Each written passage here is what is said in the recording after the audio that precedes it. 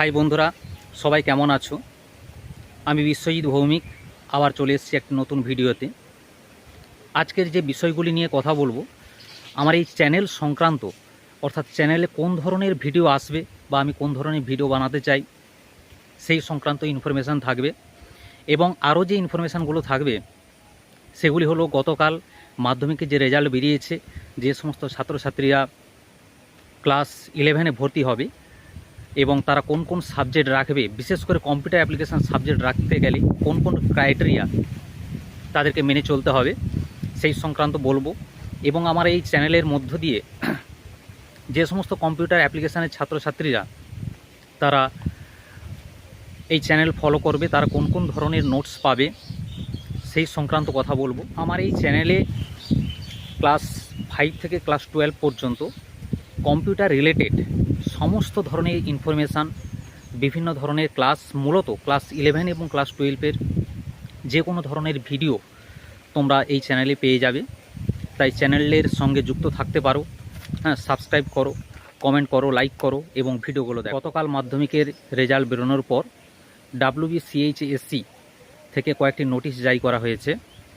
সেই নোটিশে বলা হয়েছে যে সমস্ত ছাত্রছাত্রীরা তারা ক্লাস 11-এ ভর্তি হবে তাদেরকে কিছু ক্রাইটেরিয়া নিয়ে তবে ভর্তি হতে হবে। মূলত mathematics, physics, chemistry, computer science, হ্যাঁ, এই সমস্ত কম্পিউটার অ্যাপ্লিকেশান, এই সমস্ত বিষয়গুলো নিয়ে ভর্তি হতে গেলে তাদেরকে ন্যূনতম 35% নাম্বার রাখতে হবে ওই সাবজেক্টের উপরে। প্রায় 5খানা PDF WBCHSC ওয়েবসাইটে দিয়েছে, তোমরা ওখানে গিয়ে একটু দেখে নিতে পারো।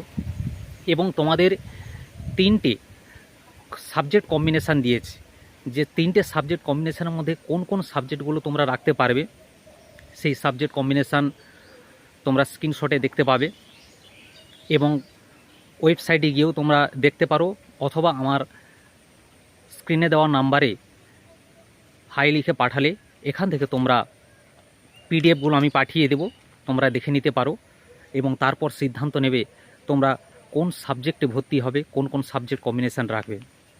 বিশেষ করে কম্পিউটার সায়েন্স অথবা কম্পিউটার অ্যাপ্লিকেশান রাখতে গেলে বা যারা রাখবে বলে ভাবছো তাদের উদ্দেশ্যে একটি কথা বলবো, যাদের ভবিষ্যতে কম্পিউটার সায়েন্স অথবা কম্পিউটার অ্যাপ্লিকেশান নিয়ে পড়ার ইচ্ছা আছে তার যেন ম্যাথমেটিক্স যেন অবশ্যই রাখে।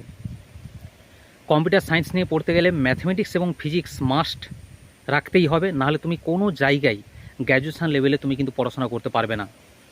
এবং কম্পিউটার অ্যাপ্লিকেশান তোমরা যদি পড়তে চাও, ভবিষ্যতে BCA যদি করতে চাও, সেখানে এখন ম্যাক্সিমাম কলেজে সমস্ত জায়গায় ম্যাথমেটিক্স কিন্তু মাস্ট করে দিয়েছে। ম্যাথমেটিক্স ছাড়া তোমরা BCA করতে পারবে না, অর্থাৎ ব্যাচেলার অফ কম্পিউটার অ্যাপ্লিকেশান কিন্তু করতে পারবে না। তাই সেই জিনিসটা মাথায় রেখে তোমরা কিন্তু সাবজেক্ট কম্বিনেশান ঠিক করবে। বিশেষ করে যাদের ইচ্ছা তোমরা কম্পিউটার অ্যাপ্লিকেশান নিয়ে পড়াশোনা করবে, ম্যাথটা অবশ্যই রেখো। এবং যারা ভাবছো কম্পিউটার সায়েন্স নিয়ে পড়াশোনা করবে তারা ম্যাথ এবং ফিজিক্স রাখো। এবং যারা ভাবছো যে না আমরা শুধু শিখতে চাই, আমরা কম্পিউটার অ্যাপ্লিকেশান সাবজেক্টটা রাখতে চাই, তাহলে তাদের ক্ষেত্রে না রাখলেও চলবে। হ্যাঁ, তোমরা 11-12 কম্পিউটার সম্পর্কে অনেকটাই শিখতে পারবে, অনেকটাই জানবে, শুধুমাত্র ম্যাথ রাখলেই, শুধুমাত্র কম্পিউটার অ্যাপ্লিকেশান রাখলেই কিন্তু হবে। যারা আমার ভিডিও দেখছো, বিশেষ করে নতুন যারা কম্পিউটার অ্যাপ্লিকেশান অথবা কম্পিউটার সায়েন্স সাবজেক্ট রাখবে তারা চ্যানেলের সঙ্গে যুক্ত থাকো। খুব শীঘ্রই প্রত্যেকটা চ্যাপ্টার ওয়াইজ ক্লাস আসবে। এবং যারা নোটস নিতে চাও তারা আমার স্ক্রিনে দেওয়া নাম্বারে যোগাযোগ করতে পারো। এই মুহূর্তে আমার কাছে সেমিস্টার 1 এবং সেমিস্টার 2 ফুল নোটস কিন্তু অ্যাভেলেবেল। তারা আমার সঙ্গে হোয়াটসঅ্যাপে যোগাযোগ করতে পারো নোটস নেওয়ার জন্য। এবং সেমিস্টার 3-তে যেহেতু এখন রানিং চলছে নতুন সিলেবাস, তাই ফুল নোটস অ্যাভেলেবেল নয়, আপাতত 5 থেকে 6খানা চ্যাপ্টার নোটস অ্যাভেলেবেল আছে, তোমরা নিতে পারো। পরবর্তী ভিডিওতে বিশেষ করে যারা ক্লাস 11-12-এ কম্পিউটার সায়েন্স অথবা কম্পিউটার অ্যাপ্লিকেশান রাখবে বা ভবিষ্যতে গ্র্যাজুয়েশান লেভেলে তোমরা কম্পিউটার অ্যাপ্লিকেশান অথবা কম্পিউটার সায়েন্স নিয়ে পড়াশোনা করতে চাও, পড়াশোনা করার পর চাকরির ক্ষেত্রে কোন কোন চাকরি পাওয়া যায়, কোথায় কাজ পাওয়া যায় সেই সম্পর্কে তোমরা কমেন্টে জানাও। এ নিয়ে আমি একটা ভিডিও বানিয়ে দিব, তোমরা দেখে নিয়ে কথা বলি। চ্যানেলের সঙ্গে যুক্ত থাকো কম্পিউটার রিলেটেড সমস্ত ইনফরমেশান পাওয়ার জন্য। খুব শীঘ্রই আবার দেখা হচ্ছে নতুন ভিডিওতে। সুস্থ থেকো, ভালো থেকো, নিজেকে মোটিভেট রাখো থ্যাংক ইউ, ধন্যবাদ।